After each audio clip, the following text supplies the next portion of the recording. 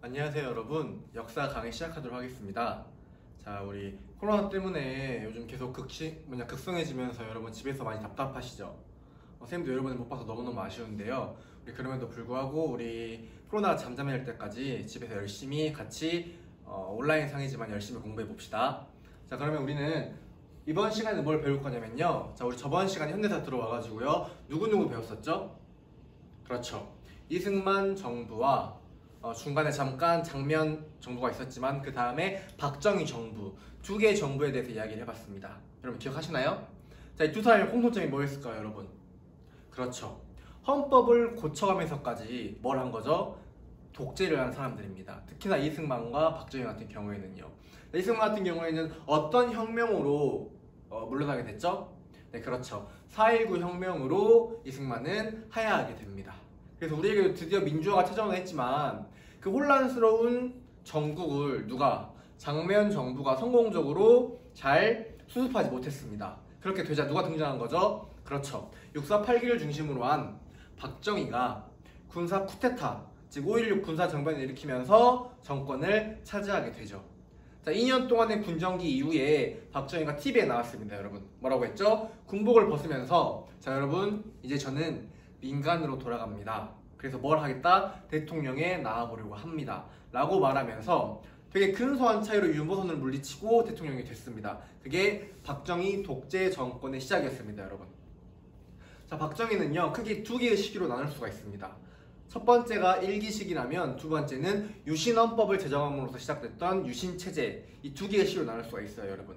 자, 첫 번째 시기의 가장 큰 핵심 내용이 뭐였을까요? 그렇죠. 박정희는 여러분 뭐 하기 위해 대통령 된 사람이에요? 맞아요. 경제 개발, 경제 성장을 하기 위해서 대통령이 된 사람입니다. 자, 경제를 개발시키려면 아무것도 없는 땅에서 여러분 경제가 발전하나요? 아니죠. 뭐가 필요할까요? 그렇죠. 자금, 돈이 필요합니다. 박정희는 고민을 합니다. 어떻게 하면 내가 돈을 끌어 모아서 경제를 발전시킬 수 있었을까? 그래서 골랐던 선택이 두 가지가 있었죠. 지금까지도 문제가 되는 두 가지. 하나는 일본과 한일 협정을 맺으면서 외교를 정상화시킵니다. 자, 이때 당시 우리 국민들은요 일본과 외교 관계 맺는 것을요 한사코 거부하지 않았습니다.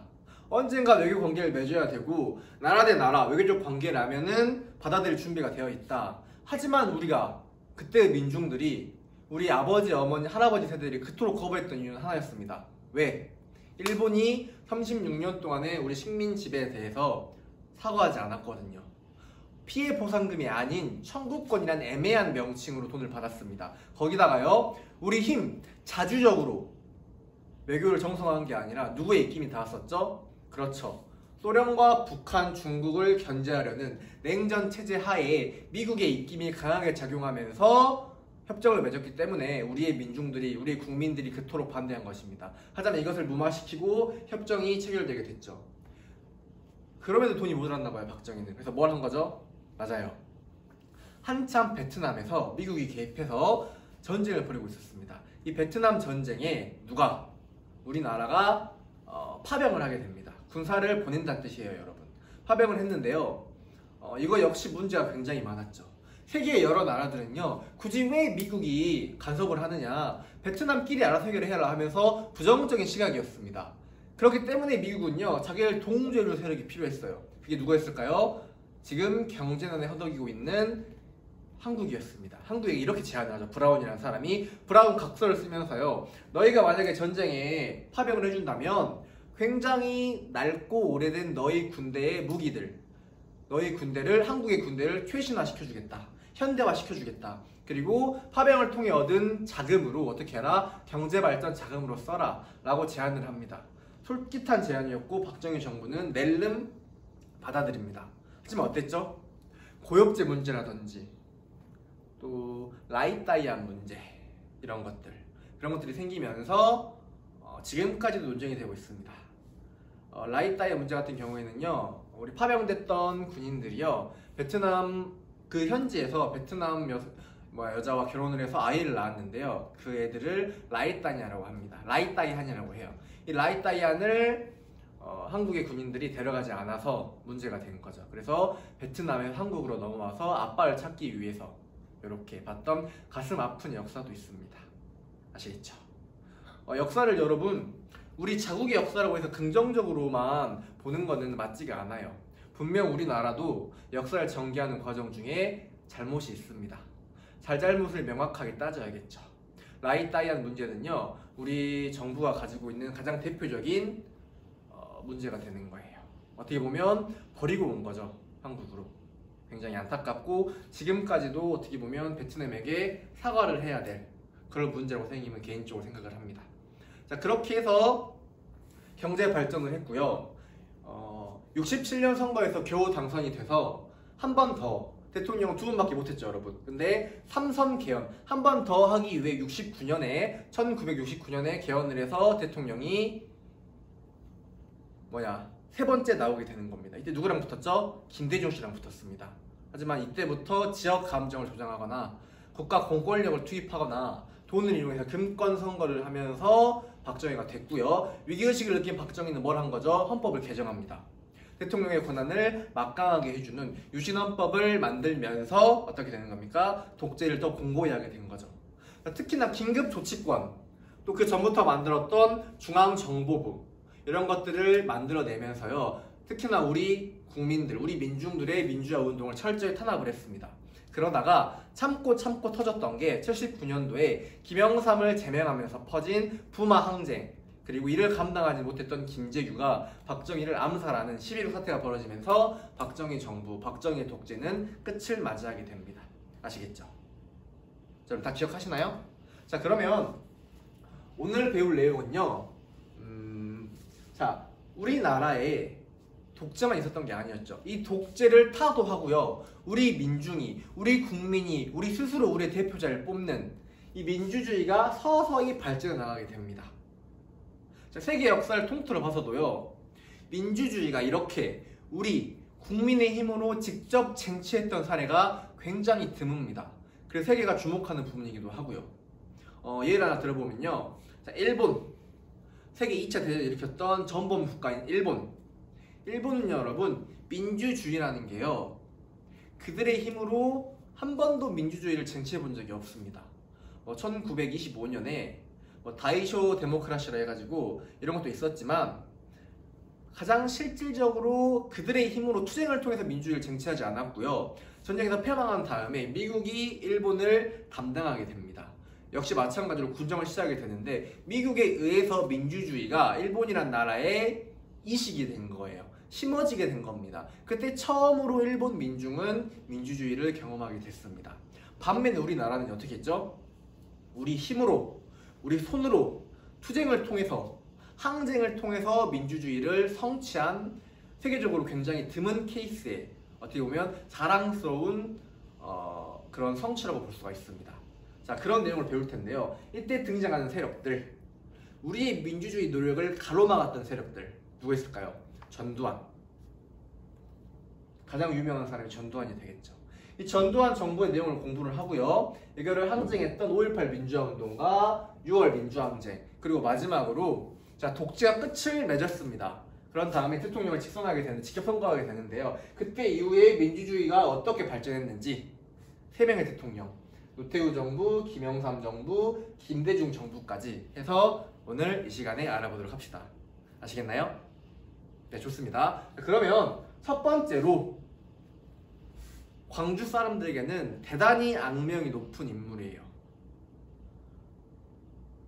감히 선생님이 역사적 평가를 내리자면, 판단을 하자면 이 사람은 정말 최악입니다. 정말 나쁜 사람이에요. 자, 왜 선생님이 이런 평가를 했는지 한번 이야기를 해볼게요. 자, 첫 번째로 11.6 사태가 터지고요, 박정희가 암살, 저격을 당했습니다. 그런 다음에 이 어지러운 상황, 이 혼란스러운 상황을 우리 힘으로, 독재가 끝났으니까 민주화가 돼야겠죠, 여러분. 우리 힘으로 잘 수습하고 싶었습니다. 그런데 누가 등장해버리죠? 정권의 눈이 먼, 지키라는 나라는 지키지 않고 정권, 권력을 탐내는 인물, 새로운 군부, 신군부 세력이 등장을 하게 됩니다. 신군부 세력이요, 어떤 사건을 벌여가지고요, 정권을 독차지하게 됩니다. 그게 뭘까요? 바로 12.12 사태가 되는 겁니다. 자, 여러분, 전두환 같은 경우에는요, 육군사관학교 11기, 12기를 중심으로 해서 조직된 사조직 하나회란 조직을 만들어가지고요, 군부 내에서 여러분 세력을 확장을 하고 있었습니다. 자, 이건 조금 여러분에게 이해가 조금 힘들겠지만요, 그냥 선생님이 부연 설명을 해보자면요, 자, 우리나라에 육군사관학교가 생겼습니다. 맨 처음 명칭은요, 자, 국방수비대라는 명칭으로 미국이 우리를 군정했던 해방 3년사 시기, 그때 국방경비대라는 게 만들어졌고요. 그 국방경비대가 발전을 해서 육군사관학교, 그 전에는 육군영어군사학교라고 있었는데요, 그 육군영어군사학교를 거쳐서 육군사관학교가 만들어지게 됩니다. 그런데 지금처럼 여러분, 정식으로 대학교 대신 선택을 하는 겁니다. 4년 동안의 교육을 받고요, 정식으로 장교로 임관했던 시기가 육사 11기부터였어요. 이들은요, 시험을 통해서 수능을 봐서, 지금으로 치면 수능을 봐서 공부해가지고 육군사관학교에 들어가서 정식으로 4년 동안 교육을 받고 장교로 임관한 세력들입니다. 그렇기 때문에 그들에게는 어떤 자부심이 있었대요. 우리부터 진정한 육군사관학교의 시작이다 라는 그런 헛된 자부심이 있었나봐요. 그런 자부심으로요, 마음이 뜻이 맞았던 세력들을 규합을 해가지고요, 어떤 조직을 만들어요? 하나회라는 사조직을 만듭니다. 사조직은 여러분 개인적인 조직이라는 뜻입니다. 여기서부터 잘못된 거예요, 여러분. 왜 잘못됐느냐? 자, 여러분, 군대라는 것은 뭡니까? 외적의 침입으로부터 우리나라를 지키는 그런 존재입니다. 자, 군대는 여러분 뭘 수행합니까? 전쟁을 수행하는 집단입니다. 나라를 지키는 집단이에요. 그렇다면 여러분, 국군, 군대의 가장 큰 목적은 나라를 지키는 것이고요, 이 나라를 지키기 위해서 상명하복, 위에서 명령을 하면 아래는 따른다 라는 그런 명령 체계가 잡히겠죠. 왜냐하면 전쟁을 벌였을 때 일사천리로 대처를 해야겠죠. 그렇죠, 여러분? 그렇기 때문에 절대로 군대에서는요, 정식으로 만들어진 조직, 군대, 소대, 중대, 뭐 이런 식으로 올라가게 되면 대대, 연대 이런 식으로 올라가게 되거든요. 이런 군대의 조직을 제외하고는요, 그 어떠한 개인적인 조직도 만들어지면 안 됩니다. 왜냐하면 명령 체계가 흐트러지잖아요. 그래서 군대에서는 절대로 존재해서 안 되는 게 뭡니까? 사조직입니다. 아시겠죠, 여러분? 군대는 나라를 위해 지키는 조직이기 때문에 절대로 개인적인 조직이 만들어지면 안 됩니다. 하지만 누가? 전두환이 이 조직을 만듭니다. 그게 뭐예요? 바로 하나회가 되는 겁니다. 그들은 원래요, 처음부터 필요한 정보를 공유하거나 어려운 일 있으면 도와주고 끌어주고 이런 걸로 만들어졌다고 하는데요, 그게 점점 높은 계급으로 올라가면서 권력을 탐하게 되고 그들끼리 의견을 맞추고 합을 맞추는 그러한 조직으로 발달하게 됩니다. 자, 이러한 하나회가요, 언제?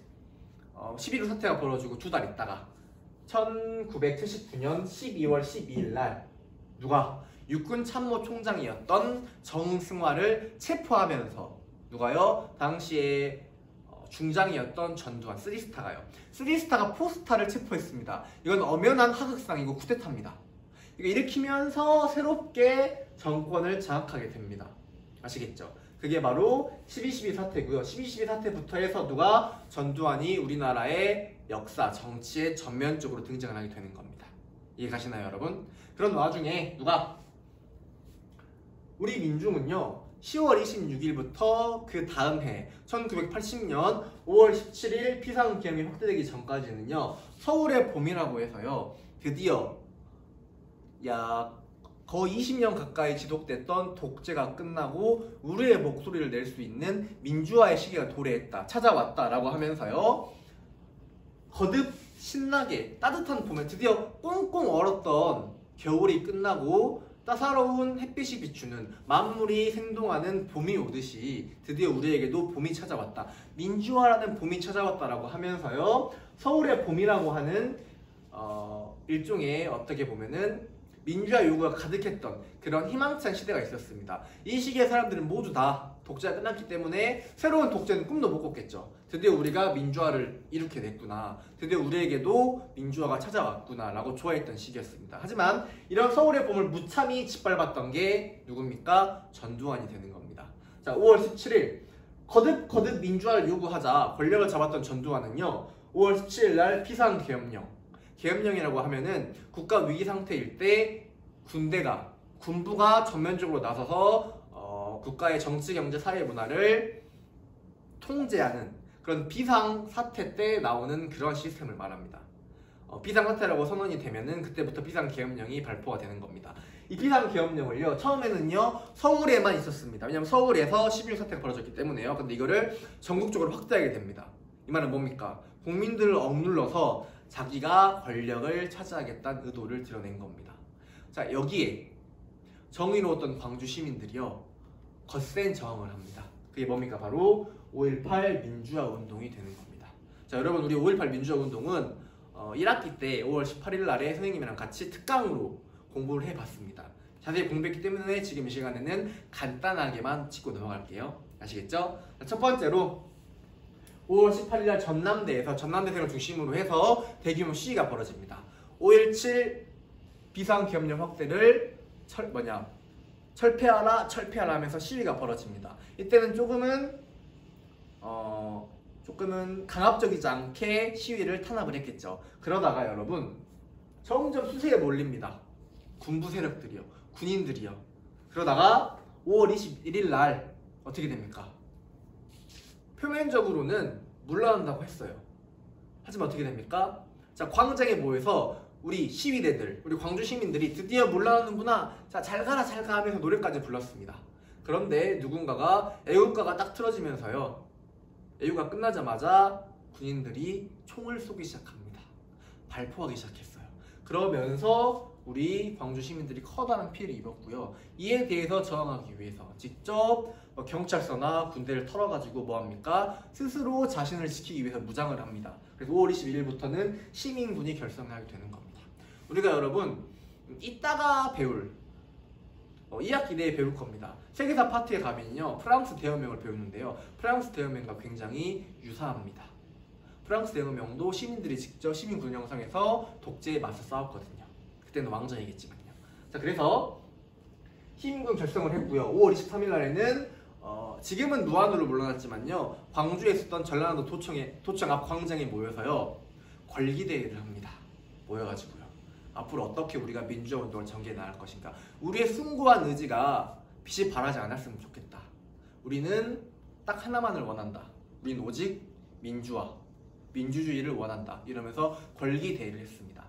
그런데 이를 전두환이가 공수부대를 투입해 가면서 탱크를 끌고 와서요 강력하게 저항을 하게 됩니다. 탄압을 하게 되는 거예요. 저항이 아니라. 그러면서 언제? 10일 있다가 5월 27일 날 새벽에 작전이 수행됐고요.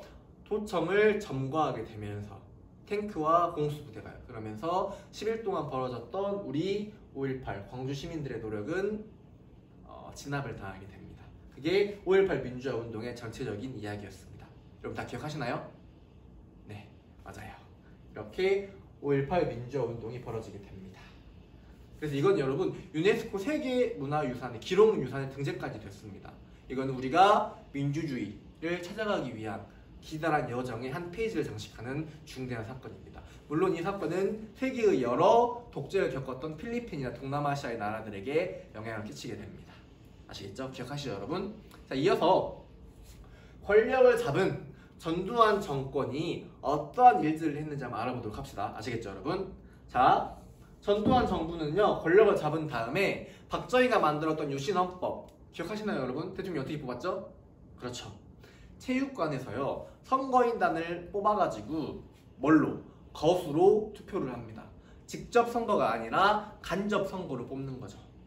기억하시나요, 여러분? 간접 선거로 누구를 대통령으로 뽑습니다. 그 명칭이 뭐였냐면 통일주체국민회의라는 거창한 이름의 선거였습니다. 쉽게 말해서 체육관에서 뽑힌 체육관 대통령이라는 뜻입니다.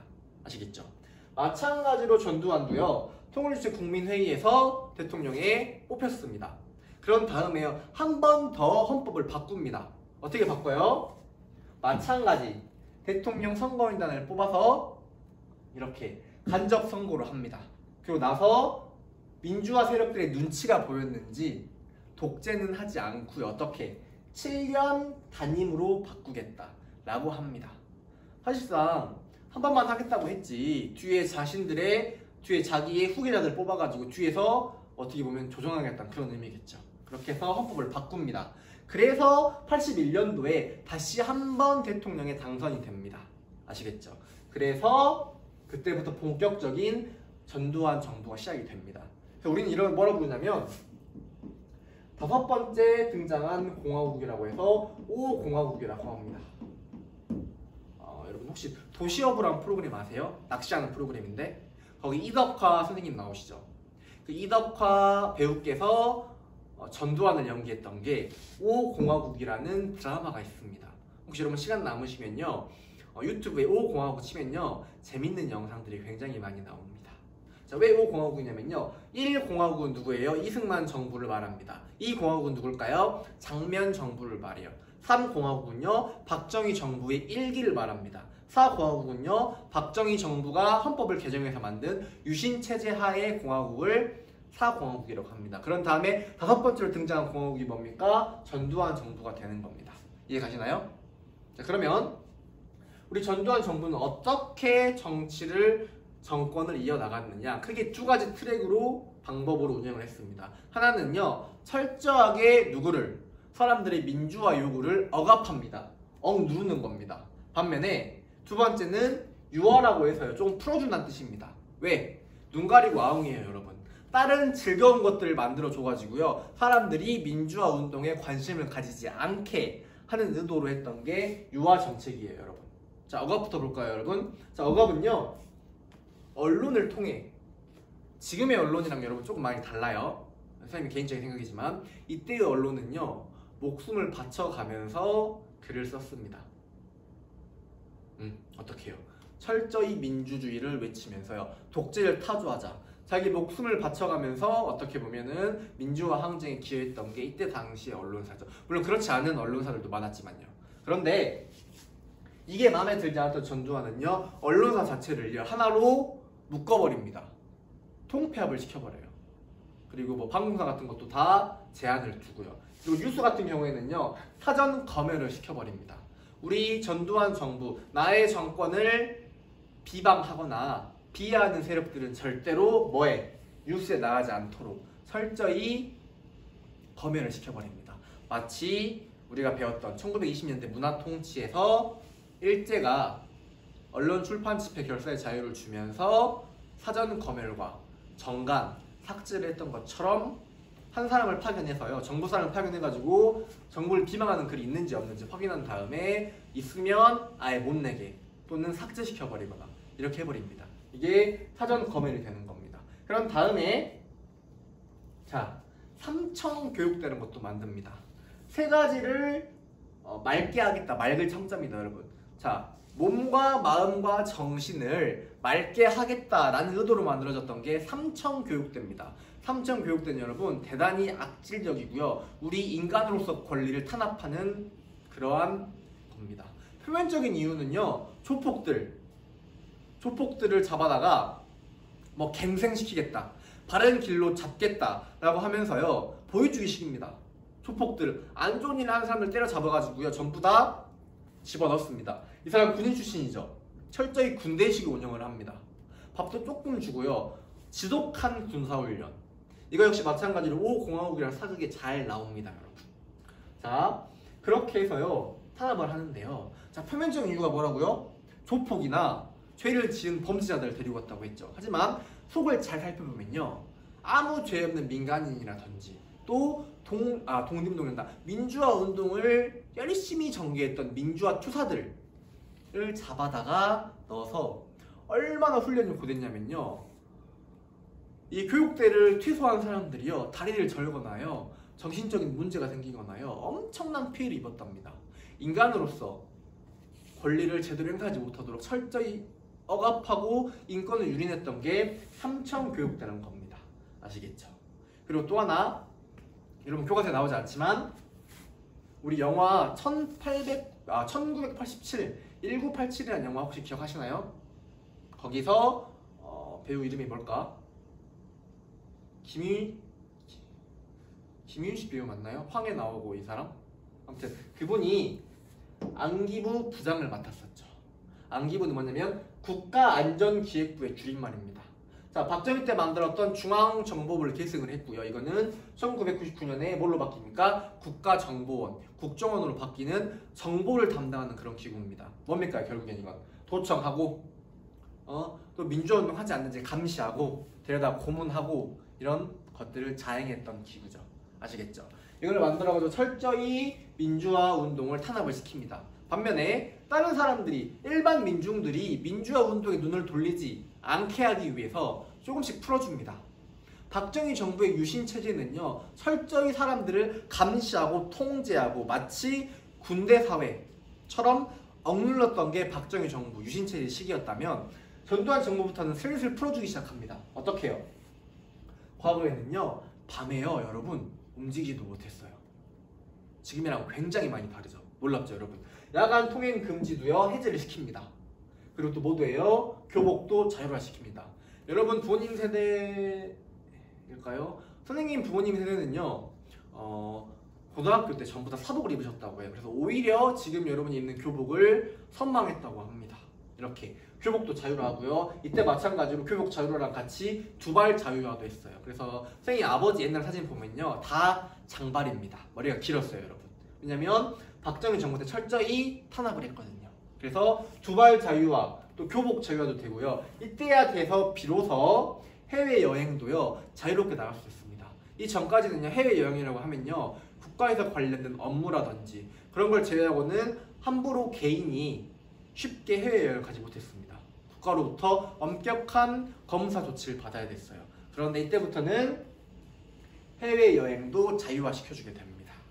그리고 이 유화 정책을 대표하는 게 뭐냐면 3S 정책이에요. 3S, 세 개의 S라는 뜻이겠죠. 뭘까요? 스포츠, 스크린, 섹스 이렇게 세 가지를 중점으로 해서 3S 정책을 펼칩니다. 뭘까요, 여러분? 사람들의 눈을 돌릴 수 있는 것, 자극적인 것들.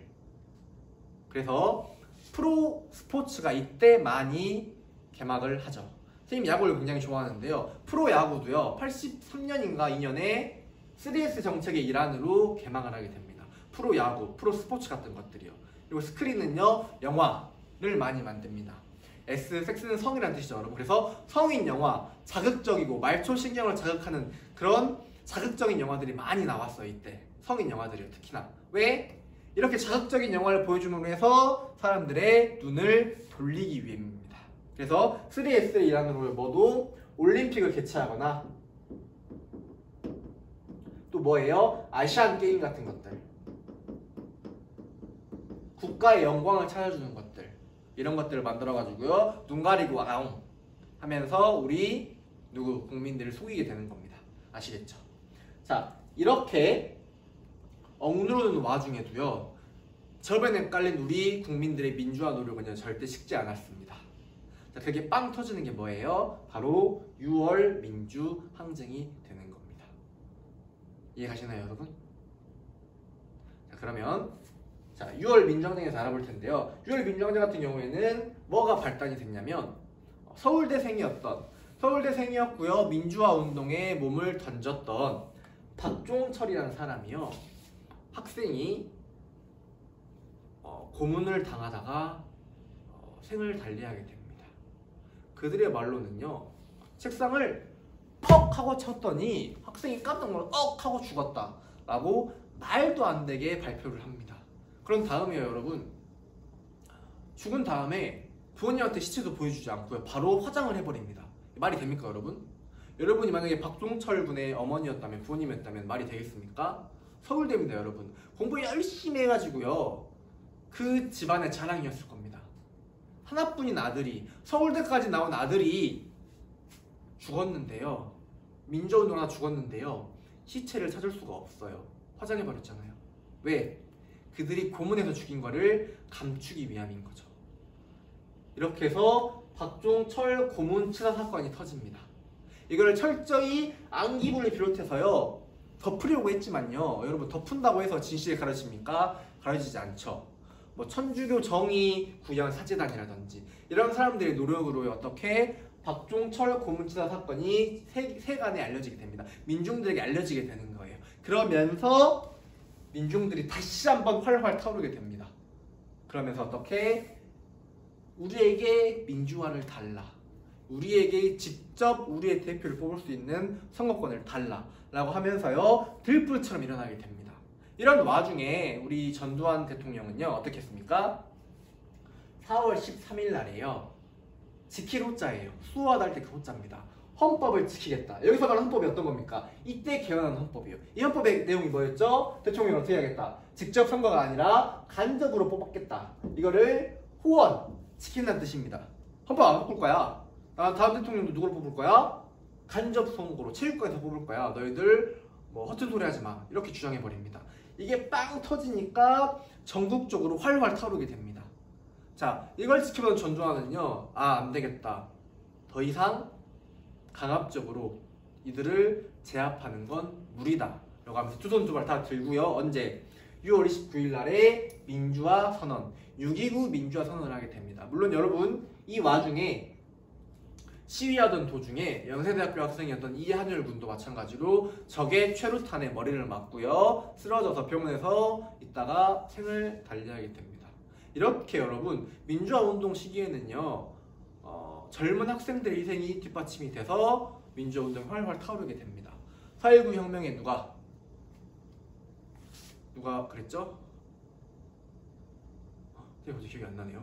그 마산 앞바다에 김주열 군이 마산 앞바다에 최루탄 맞고 떠오르면서 확 터진 것처럼 또 6월 민주항쟁 때 박종철 군이 고문체 사건으로 생을 달리하고요. 어떻게 이한열 군이 시위 도중에 적의 최루탄에 맞아가지고 생을 달리한 것처럼 이렇게 민주주의를 바랬던 학생들의 희생을 바탕으로 해서 우리가 민주주의를 쟁취하게 된 겁니다, 여러분. 아시겠죠? 그렇게 해서 6월 29일 날에 민주화 선언을 딱 발표를 합니다. 내용이 뭐예요?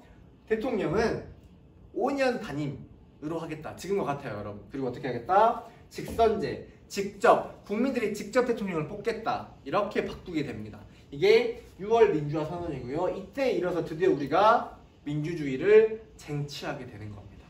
철저한 우리 민족들, 우리 민중, 우리 국민들의 노력에 의해서 민주주의가 드디어 우리 손으로 다가오게 된 겁니다. 아시겠죠? 세계 어느 나라를 봐도 이처럼 투철하게 투쟁을 해가면서 민주주의를 쟁취한 나라는 거의 드뭅니다. 그만큼 우리 민족의, 우리 민중의, 우리 국민의 자랑스러운 그 자유민주주의를 바랬던 희망 이런 것들을 볼 수가 있어요. 아시겠죠? 그런데 여러분 안타깝게도요. 쌤이 이 말 안 하려고 하는데 자꾸 하게 되는데요. 뭐라고 했죠, 여러분? 우리 민족은 찐콩이 아니라 생콩이다. 뭉쳐지지 않는다라고 했죠. 자, 이렇게 좋은 기회가 왔어요. 드디어 6.29 선언으로 누가 대통령을 우리 손으로 뽑게 됩니다. 그래서 드디어 대통령 선거가 벌어집니다. 전두환이요 7년 마치고 물러났고요. 새로 대통령 선거를 하는데요. 자, 전두환의 후계자였던 노태우, 마찬가지로 육사 하나의 출신이에요, 여러분. 노태우와 붙을 사람이 필요한데요. 이때 우리 여당 사람들께서, 여당에 있는 대권 주자들이요 통합을 했다면 조금 더 빨리 민간이 대통령이 된 시기가 당겨져 왔을 텐데 누가? 김대중, 김종필, 김영삼 이 세 사람이 어떻게 합니까? 서로 대통령 되겠다고 다툽니다. 그래서 노태우 vs 김대중, 김영삼, 김종필 세 명의 정당을 만들어서 대통령 후보로 나옵니다. 그래서 어떻게 하겠어요? 우리 민중들의 표가 갈렸겠죠. 그러면서 어부지리로 누가? 노태우가, 군인 출신이었던 노태우가 대통령이 됩니다. 하지만 이때는 여러분, 자, 노태우 자신을 지지해주던 정당이었던 여당이요 굉장히 세력 규모가 작았습니다. 그리고 어떻게 이 노태우 정부에 반항했던 야당들이 굉장히 컸어요. 그래서 이거를 여소야대 상황이라고 합니다. 그렇기 때문에 노태우는 누구 눈치를 볼 수밖에 없죠? 그렇죠. 야당의 눈치를 볼 수밖에 없고요. 전두환처럼 자기 멋대로 독재를 할 수가 없었습니다. 그래서 어떻게 해요? 여러 가지 노력들을 하는데요. 전두환 때 개최가 확정된, 유치가 확정된 서울올림픽, 88 서울올림픽을 굉장히 성공적으로 치릅니다. 그리고 또 어떻게 했냐면 언제? 정식으로 여러분 1991년에 뭐가? 소련이라는 나라가 소비에트 연방이 해체가 됩니다. 그러면서 냉전이 완화가 됐고요. 공산주의가 전 세계적으로 역사적으로 실패했다고 판가름이 났습니다. 그렇게 되면서 소련의 영향이 있었던 동유럽의 여러 국가들, 우리가 잘 알고 있는 폴란드, 체코, 헝가리 이런 나라들이랑 같이 외교를 합니다. 이게 뭐예요? 북방 외교라고 합니다. 북쪽에 있는 나라들과 어떻게 했다? 손을 잡았다는 뜻이에요. 이거 역시 마찬가지로 노태우 정부의 치적이라고 볼 수 있습니다. 잘한 일이라고 볼 수가 있어요.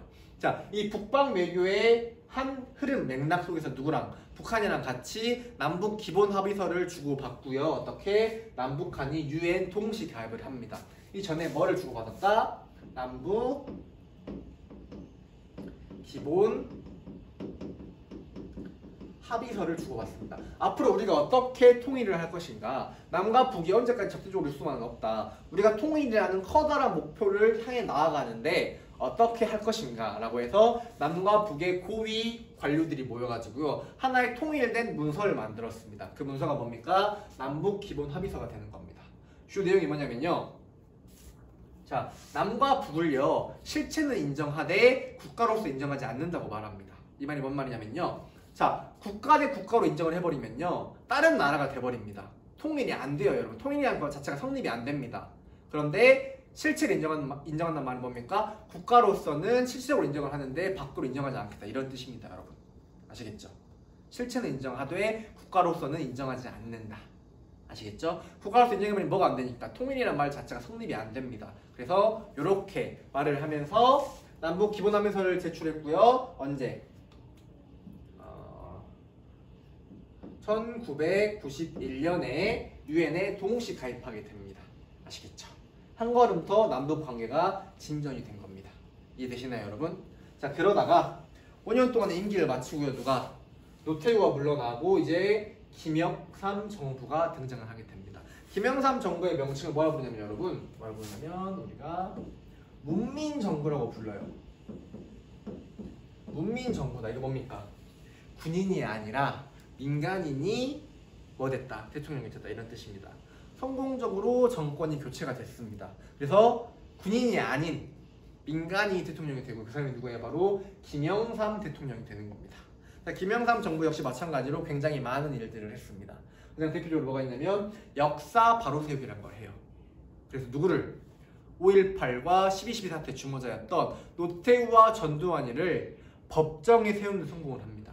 법정에서 그들에게 뭘 때립니까? 사형 선고를 때리죠. 근데 항고 과정을 거치면서요.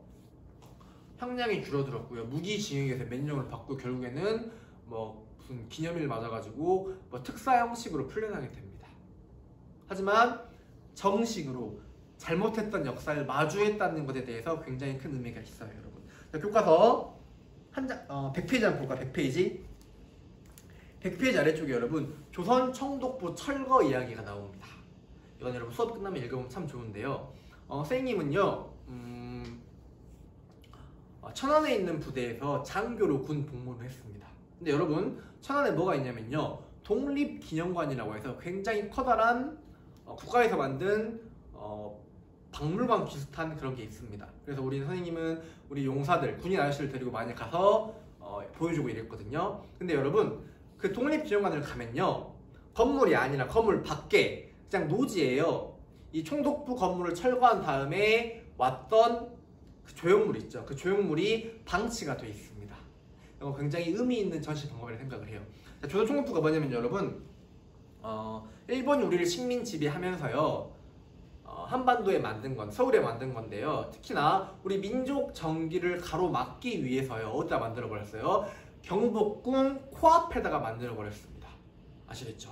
그래가지고 우리 민족 정기를 갈가내겠다 이런 뜻에서 만든 것 같아요, 여러분. 아마도 그래가지고 만들어서요 이게 건물이 잘 만들긴 잘 만들었어요. 여러 가지 뭐 유럽의 양식을 따라서 잘 만들었는데요. 이게 바로 없어지지 않고요. 이승만 정부 때는 정부 중앙 총사로 사용이 되다가요 어떻게 총사가 빠지고 나서 국립중앙박물관으로 운영이 됐습니다. 근데 여러분 말이 안 되지 않습니까?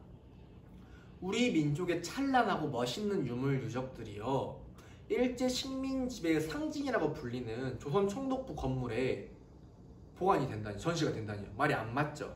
그래서 과감하게 김영삼 정부 때 이건 정말 잘못된 일이다. 어떻게 우리 민족의 자랑스러운 유물 유적들이 일제가 만든 조선 총독부 건물 안에서 전시가 되는 게 말이 되느냐라고 하면서요 이거를 철거를 시킵니다. 이때 좀 유쾌했던 게 뭐였냐면 여러분, 일본 애들이요 눈치 없게도요 와가지고요 이 조선 총독부 건물은 자기네들의 역사이기 때문에 우리가 허락만 해주면은 우리 쪽 인력들을 데리고 와가지고 해체해가지고 가져가겠다라고 제안을 합니다. 근데 김영삼 정말 잘한 게요. 뭐라고? 잘 안 들리는데 하면서 어떻게 합니까? 일본인들이 보는 앞에서 폭약으로 다이너마이트로 한 번에 폭삭 무너뜨려 버립니다. 어떻게 보면 일본 애들한테 뭐 먹으라고 한 거죠. 그렇게 해서 꼭대기에 남은 잔해죠, 잔해. 여러분 교과서 보시면은 충남 천안 독립기념관에 전시되어 있는 조선 총독부 건물 자자라고 보이나요? 이거는 조선 총독부 꼭대기에 있던 종탑 같은 건물이에요. 이거를 해체해가지고 폭파시키고 남은 잔해들을 데려와가지고 독립기념관의 바깥에 노지에다가 전시를 시켰습니다. 여기서 재밌는 점은요, 보통 여러분 유물을 우리 박물관 가서 관람하고 할 때 어떻게 합니까? 앞에 선이 쳐져 있죠. 여기 넘어가지고 뭐 만지거나 보지 말라고요. 선이 쳐져 있습니다. 근데 재밌는 점은요, 독립기념관 가시게 되면요 바깥에 보면요, 바깥에도 되게 외진데 있어요. 외진데 가게 되면요 그냥 광장 같은 곳에 덩그러니 조선 총독부 건물에 잔해가 놓여져 있습니다. 관리하는 사람도 없습니다. 선도 쳐지지 않았어요. 그래서 사람들이 가서 보고 욕하고 침뱉고 걷어차도요 아무도 제지하는 사람이 없어요. 그렇게 함으로써 전시의 의미를 두는 겁니다. 우리의 아픈 역사, 이걸 보여주는 거죠. 그리고 어떻게 보면은 뭐 작은 복수랄까? 이런 것들을 하면서 이런 방식으로 전시를 해놨습니다. 그래서 선생님은 여기 가가지고요 군인 장병들 모아놓고 정신교육도 했어요. 이 건물이 바로 조선 총독부 잔해다. 자, 여러분 내려가서 밟거나 침뱉고 뭐 걷어차도 된다. 이건 우리 아픈 역사이고 이걸 보상받는 개념이다. 일부러 이렇게 이런 의도를 가지고 전시를 해놨다 이렇게 설명해 줬습니다. 이건 좀 잘한 일 같아요, 김영삼 정부가. 그리고 또 뭘 했냐면 지방자치대, 본격적으로 민주주의가 발전했다고 했죠 여러분. 그래서 우리 지방자치단체장, 군수라든지 시장, 또 시의회, 시원들 이런 사람들도 어떻게 우리 손으로 직접 뽑게 되는 지방자치제가요 전면적으로 시작이 됩니다. 노태우 정부 때 잠깐 들여왔다가 김영삼 정부 때 이르러가지고요 전국적으로 확산이 됐습니다. 그래서 이때부터 우리가 선거할 때 누구도 뽑아요? 군수도 뽑고 시장도 뽑게 되는 겁니다. 아시겠죠? 하지만 이렇게 좋은 일도 있었다면 어두운 일도 있었겠죠. 뭐가 있었냐면은 그 전에 금융신용제라고 해서요 우리가 통장을 만들 때 어떻게 합니까? 선생님은 주민등록증을 가지고 가가지고 선생님 이름으로 김만성이라는 이름으로 통장을 만들죠. 근데 이때는요 여러분 자기 실명으로 통장을 안 만들어도 됐어요. 민증을 요구하지 않았습니다. 그럼 어떻게 해요? 다른 사람의 이름을 빌려가지고요 멋대로 통장을 만들었습니다. 그럼 어떻게 될까요? 이런 자금의 흐름들이 어떻게 될까요? 굉장히 불투명하겠죠. 비리가 굉장히 많이 일어났습니다. 특히나 정치와 경제가 유착됩니다. 이걸 정경유착이라고 합니다. 정경유착이 커다란 문제점이 됐어요 여러분. 이거를 해소하고자 정경유착을 막고자 어떻게 합니까? 앞으로 금융을 할 때는 다른 사람 이름을 쓰는 게 아니라 누구? 본인의 이름을 써라. 그래서 금융실명제를 실시하게 됩니다. 하지만 그럼에도 불구하고 여러분 경제가 어려워집니다. 중복 투자라든지 대기업 위주, 재벌 위주로 투자를 하게 되면서 이 재벌들이 문어발식으로 기업을 확장하게 되면서 여러 위기가 왔고요. 그러다가 세계금융기구인 IMF에서 외환 위기를 맞습니다. 더 이상 우리가 외채를 갚을 수 있는 능력이 안 돼요. 외국에서 빌린 돈을 갚을 수 있는 능력이 안 되니까 IMF에서 비상세 선언을 하고 차압이 들어온 겁니다. 그래서 경제적으로 굉장히 커다란 위기를 맞게 됩니다. 이런 위기를 딛고서 누가? 김대중 정부가 들어서게 됩니다. 김대중 정부의 의의라고 하면요 여당과 야당의 평화적인 정권 교체가 됩니다. 자, 노태우에서 김영삼 넘어올 때는 여러분 어땠어요? 군인에서 민간인으로 넘어왔죠. 자, 김영삼에서 김대중 넘어올 때는요 여당과 야당이 평화적인 방법으로 정권을 교체했습니다. 그래서 대통령이 됐고요. 외환 위기를 극복하기 위해서요 기업들은요 불필요한 사람들을 잘랐습니다. 이걸 구조조정이라고 합니다. 그리고 또 민중들은요 뭐 있냐면 구조조정도 하고요 또 금모으기 운동도 합니다. 금모으기 운동은 뭐냐면 여러분 금을 모아가지고 갚는 겁니다. 자, 금은요 세계적으로 생산량이 한정돼 있죠. 세계 통틀어 가지고요. 금은요. 어떻게 보면은 세계적인 화폐라고 볼 수가 있습니다. 금은 어느 때나 일정한 금액으로 바꿔줍니다. 아시겠죠? 그래서 금을 모아가지고 어떻게 합니까? 외채, 빚을 갚는 겁니다. 그래서 이걸 뭐라고 불렀냐면 우리가 구한 말에 배웠던 대구에서 벌어졌던 국가의 빚을 갚자라고 했던 국채보상운동의 일환이 돼서 제2의 국채보상운동이라고도 불렸습니다. 그래서 금모으기 운동으로 많은 사람들이 금을 냈고요. 결혼 반지라든지 아이들 돌반지들을 내면서 국가 위기를요 굉장히 빠른 시일 안에 2년 만에 청산을 하게 됩니다. 아시겠죠? 이거는 정말 세계인을 깜짝 놀라게 한 사건입니다. 이렇게 아까 말했죠. 우리 민족이 뭐 단합이 안 된다고 하는데 이때만큼은 달랐습니다. 우리 온 민족이 하나로 똘똘 뭉쳐가지고요 국가 위기를 타개하게 됩니다. 그래서 외환 위기를 성공적으로 극복을 하게 됐고요. 이를 토대로 해서요. 김대중 씨는요, 김 대통령님은 어떻게 북한이랑 관계를 좀 더 진전시키고자 6.25 전쟁 이후 나라가 분단된 이후 최초로 남과 북의 정상이 만났습니다. 북한 평양에서요. 그래서 북한의 김정일과 남한의 김대중 대통령이 만나가지고 남북 정상회담을 하게 됩니다. 그러면서 어떻게 통일을 향해 좀 더 한 발 더 내딛게 되는 겁니다. 그리고서 이 공로가 인정을 받아서 최초로 노벨 평화상을 수상하게 됩니다. 아시겠죠? 그런 다음 등장하는 노무현 정부나 이명박 정부는 여러분 교과서 100페이지 아래쪽에 나옵니다. 노무현 정부는 권위주의 청산을 위해서 역사 바로 세우기, 과거사 정리 사업을 했고요. 또다시 누구와? 김정일과 만납니다. 2차 정상회담도 했고요. 이어서 등장 이명박 같은 경우에는 경제 위기를 타개하고자 4대강 사업이라든지 이런 경제 쪽으로 해가지고 많은 정책들을 핍니다. 노무현과 이명박 정부는 비교적 최신이죠, 여러분. 그래서 설명하기가 조금은 애매합니다. 왜냐면 비교적 최신이기 때문에요. 여기서 평가 누가 내릴 수 있지만 선생님은 선생님의 입장에서 여러분을 가르치기 때문에 조금은 상당히 조심스럽습니다. 그래서 노무현 정부와 이명박 정부는 이렇게 짧게 말로만 설명을 드릴게요. 아시겠죠? 이해 가시나요? 그래서 오늘은 선생님이랑 같이 민주주의가 어떻게 우리나라에서 발전했는지 이야기해봤습니다. 어떻게? 신군부의 등장부터 해서 5.18 민주화운동, 전두환 정부의 등장, 그리고 이를 타개했던 6월 민주항쟁, 그런 다음에 민주주의가 찾아왔고 이를 토대로 해서 민주주의가 발전하게 됩니다. 노태우 정부, 김영삼 정부, 김대중 정부까지요. 아시겠죠? 이해 가시나요? 여러분 수업 듣느라 대단히 고생 많으셨습니다.